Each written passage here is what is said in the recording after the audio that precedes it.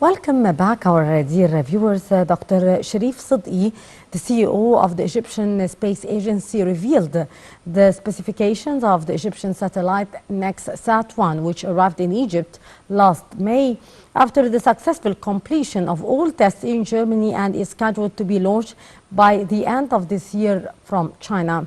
Siddiqui stressed in a press statement that the agency current plan seeks to acquire Egypt's satellite technology and to establish a constellation of the satellite that contribute to strengthening the Egyptian pioneering role in Africa in the field of space science and technology. To shed more light on the issue, we are very much delighted to be joined over the phone by Dr. Qady, head of the National Research Institute of Astronomy and Geophysics. Good morning, doctor. Good morning, John. Sir, the Egyptian satellite project is a new experimentary achievement of the Chinese-Egyptian cooperation within the framework of the Belt and Road Initiative, and Egypt actually will become the first African country to have the integrated capacity for assembling, integrating and testing the satellite after the completion of the project. What's your take on the importance of this cooperation between Egypt and China regarding the launch of the satellite? In fact, this project has been started almost 5 years ago after the Chinese government announced the initiative of Belt and Road, yes, which is very important initiative to collaborate with the Chinese government, not only for Egypt, but all the countries and the road, Silk Road, originally was known. But you know, recently Egypt, when it started the space program, it was in collaboration with former Soviet Union, Russia, Ukraine, and others, and was working for almost 2 decades.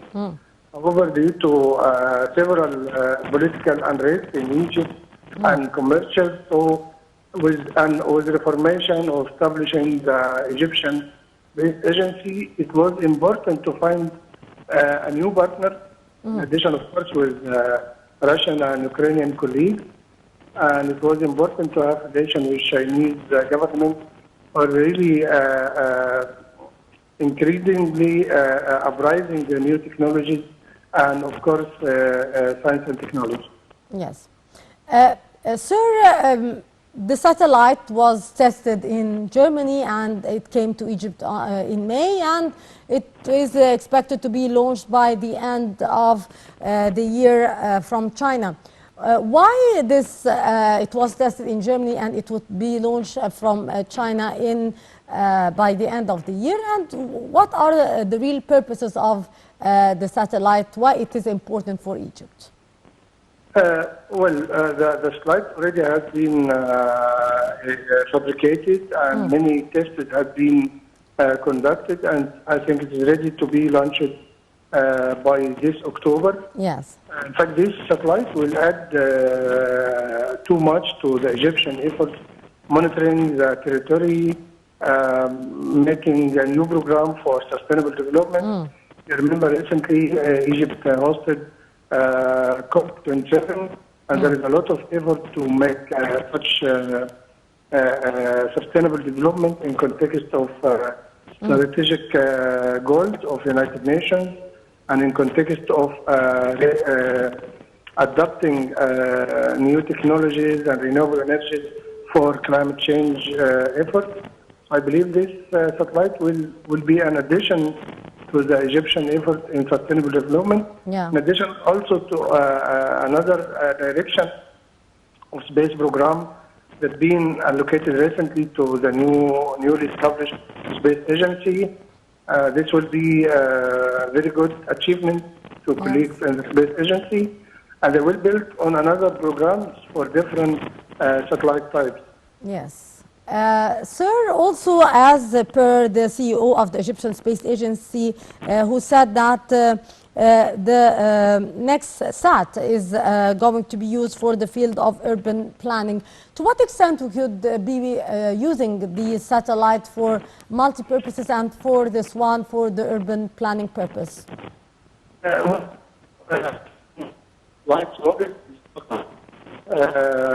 We're working for big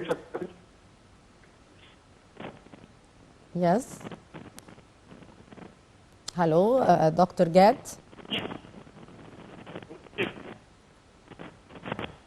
I do, yes.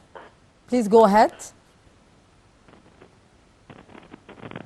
Yes, I do believe that we are having some technical difficulties hearing Dr. Gad.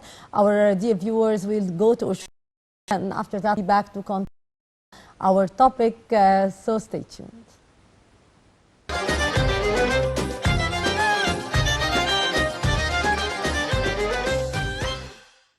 Welcome back, our dear viewers, and continuing our interview here with Dr. Gad Qady, the head of the National Research Institute of the Astronomy and Geophysics. Dr. Gad, welcome back.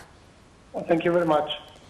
Sir, we continue here our question about the usage of the satellite for the urban planning. To what extent the usage of the satellite could be useful in the field of urban planning?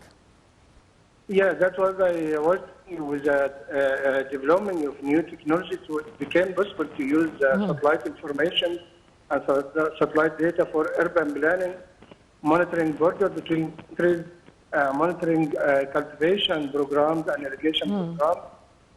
It become very low cost or considerable cost compared with conventional techniques.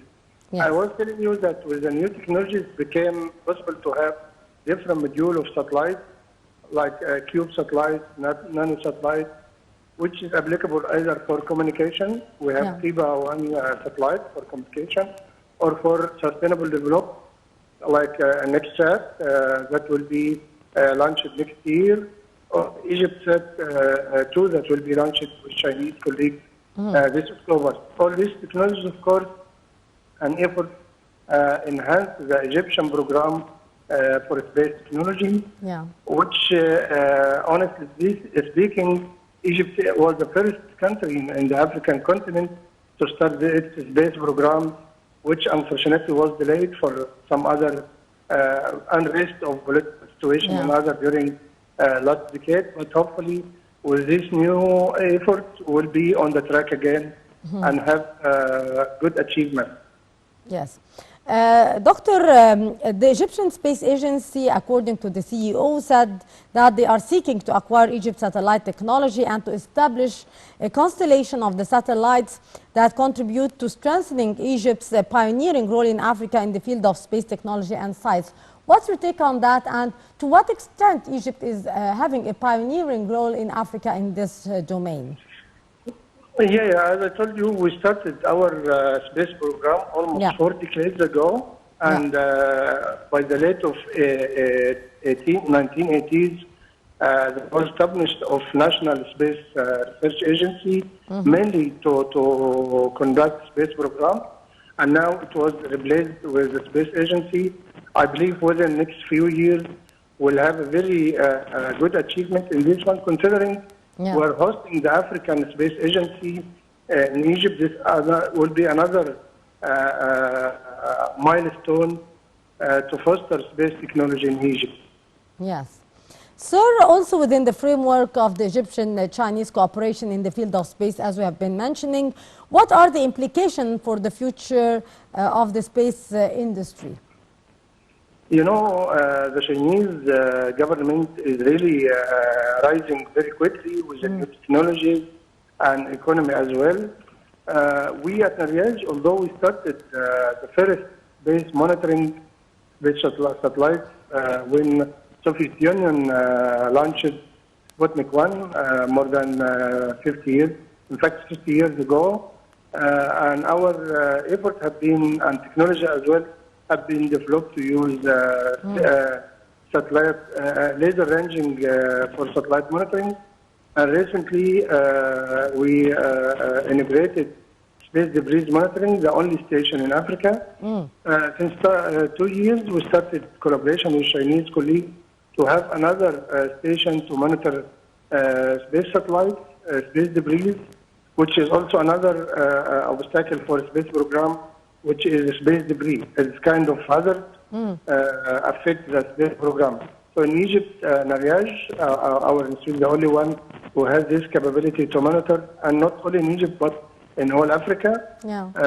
And we hope with the next few months, this station will be integrated and will be in collaboration with other African institutions, together with Chinese colleagues, to extend this kind of international bilateral and multilateral collaboration to save the humankind and this earth from the hazard of space debris as well. Yes. Sir, does the National Research Institute of Astronomy and Geophysics have a role in this cooperation? Yes. In fact, orbital calculation and monitoring only in Egypt and North Africa, this marriage, our institute, the Institute for Astronomy and Geophysics, the only one who has these capabilities through optical and laser ranging telescopes that were installed since 1957.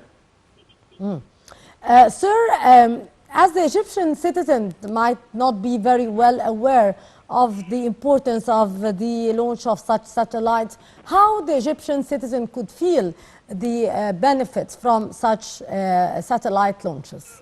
In fact, you are right. I believe both of our institute and Egyptian Space Agency should make some extensive public outreach program to make the citizens aware about these technologies.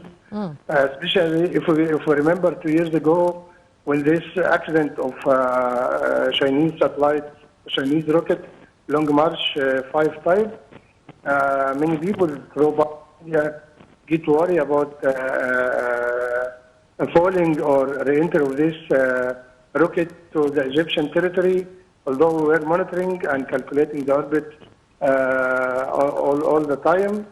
So it's very important to make public awareness about this program and how the public people and citizens can be benefit from its investment.